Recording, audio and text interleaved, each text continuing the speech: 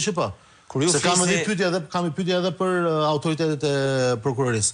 Se nuk shkojnë të hetojnë të zyrat që u hapën në kohë fushate 3-4 muaj. Parti Socialiste. Një task force e spagu në mos gaboja rezultat. Nga u financuan ato. Nga u financuan. Kush i financoi? Unë dhe ti financuam ja. Ka financuar pikërisht këto burimet e palishme. Ky kriminaliteti, ky korrupsioni. Se shkon në turëshin drejtora dhe kryetarët e bashkive, në kryetarët e bashkive, e drejtorët e ushqyesave që kishin në përbitinqe në për Athinë, në për Greqi, Itali, Francë dhe Angli. Pse turëshin andaj? Gjithë ambasadorët, çfarë donin ambasadorët e shtetit shqiptar, jo të qeverisë. Ambasadorët e shtetit. Çfarë donin ambasadorët në përkrahjet e një partie politike. Pa duhen hetuar të gjëra. Duhen hetuar pra. Tash i vendoset do të bëjnë fajs për sipër, e cila tregon se cili është modeli ekonomik edhe i tardhmes, se thjesht tashmes, po dhe i tardhmes i konceptit që ka kjo qeverisje, që kudo që ka një tokë të lirë, do duan që ta marrin dhe ta tjetërsojnë atë në mënyrë kriminale, klienteliste dhe korruptive. Ne jemi pro zhvillimit, po zhvillimin bazë ligjeve. Zhvillimin duke mbrojtur edhe mjedisin, patjetër, duke mbrojtur edhe identitetin lokal, patjetër që duhen bërë investimet, po investime që shkataro, se duan të ndërtojmë ne, sipas urdhrave, sipas porosive, apo sipas planit, klientelistë dhe korruptiv, të bëjnë fals, jo, për të jemi tërësisht kundra. Të lidhje ndërkohë që u flisni se po shoh dhe kryeministin Rama në ekran ku në podcastin e tij ditën e djeshme në fakt deklaroi se protesta nuk e ka me mua, e ka me administratën më së shumti. Si e pat këtë të lidhje se u duk si në kohët e vjetra ku nuk digjojnë veri. I bën këta që janë poshtë.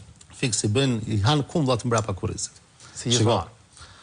Me thënë drejtën, to janë ato momentet që çdo kush janë të quhet sërish charlatan halabak protestuesit kryeministit. Pra tash as do të jap fare vëmendje saj se ofendimet janë momentet e fundit të çdo drejtuesi. Në largim arrin kur do ta egzageroj, ose nuk do ta lëshoj momentin që ka ardhur koha për ta lëshuar, dhe koha ka kaluar realisht, po është momenti ideal për ta lënë për të lindë. Ta hapte krahun. Në zgjedhje parakoshme me qeverisë teknike dhe shikojmë se kush fiton, pastaj se këtë duan, çfarë modeli duan shqiptarët. Aty do kuptohet. Por ama me kushte të barabarta. Shiko, kryeministri shpeshherë përdor të nuk është faji im. Jo, nuk është. Në momentin që ke bërë zgjedhjen ti, përgjegjësia është e jotja. Pse prindi ka përgjegjësi për fëmijën e vet? Sepse është ai i cili ka në ngarkim fëmijën e vet. Edhe kryeministri ka ngarkim qeverisë, se ai ka zgjedhur qeverinë. Ai ka zgjedhur ata deputet që ka. Si nuk ka thënë pse ngrini kartën për miratuar të qeverisë. Ai ka zgjedhur zëvendësministër. Po prindi vjedh me fëmijë. Ai ka zgjedhur drejtorët e përgjithshëm. Ai ka zgjedhur drejtuesit e institucioneve. Tani të thotë që kanë ngërë kumlla në kurrizin tim, absolutisht jo, nuk e han njëri këto. Ne e dim shumë mirë që këtu vendimarrjet e mëdha janë marrë le themi në godinën e kryeministrisë. Po pse është kujt është faji që kaluan 16 VKM te incineratori i Tiranës për një ditë? I kujt është faji? I kujt është faji sa herë që vin kamerator 13 buxhete në këto vite, mbi 70 miliardë euro.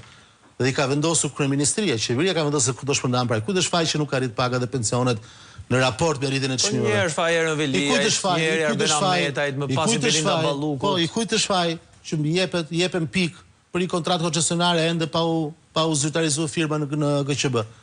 I kujt është faji specialistëve në sektor, jo më.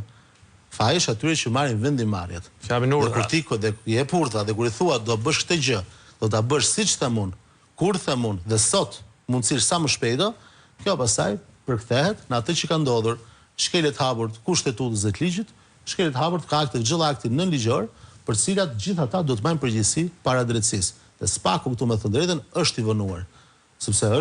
Sepse jemi sot, vazhdimisht dhe sot që flasim, pagunin incineratorë që nuk ekzistojnë, në rastin e Tiranës, pagunë shpenzime të cilat nuk figurojnë, bën udhëtime lukse nga më të ndryshmet, ndërkohë 2 në 5 shqiptarë janë në varfëri apo në kushtet e privimit social. Ke shkolla ende me 2 turne, ke pa pastërti kudo, vidhet prona publike dhe private mjes dregdark, kanë sjellë ligj të ri tashmë për tokën bujqësore që do filloj diskutimi në Kuvendin e Shqipërisë gjatë ditëve të ardhshme, i cili në këndvështrimin tim është skandaloz, i cili ka hequr çdo lloj limiti dhe çdo lloj le themi parashikimi për të huajt për blerë Shqipëri tokë. Dhe nesër mund të vi çdo kush edhe nga vende diktatoriale të blej tokë shqiptare, bujqësore shqiptare me hektar, me dhjetra, me qindra hektar, sa të dhe lira, ë. Ndërkohë që ne kemi si të problemet të tokës për shqiptarët që jemi këtu. Një papërgjithshmëri totale kjo gjë. Zgjidh problemet të tokës me shqiptarët që jemi, s'ke marrë akoma tokat tona. S'ka askush sot, nuk ka marrë pjesa të nuk ka marrë ende tokat e veta. Është problematika akute e shoqërisë shqiptare, thjesht e politikës. Tashmë po hapet edhe dritarja rradhës. Pse? Se kështu do vi. Do vi njëri huaj nesër do marrë tokë bujësore, e cila nesër do kthehet nga tokë bujësore do kthehet në Truall, dhe nga Truall do dalë projekt mbi të. Do dalë projekti rradhës. Se ku do ndërtohen ato 530-540 rezorte të parashikuara në raportin Albanian Files. Ku do ndërtohen? Do ndërtohen më në Tiranë, se s'ka më vend Tirana. Tirana u betonizu. Këto ato kulla që pritet të miratohen të radhës së shit, si me krenari thonë që do miratojnë kullat të radhës, ndërkohë që nuk na thotë ato shkollë vetëm, sepse kujt është faji që nuk kanë futur buxhet një shkollë vetëm, një shkollë të re për Tiranën.